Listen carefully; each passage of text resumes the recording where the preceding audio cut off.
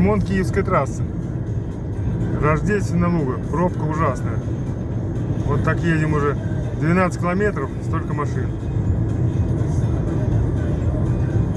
Жесть. Люди добираются от Рождественной до Луги по 5 часов.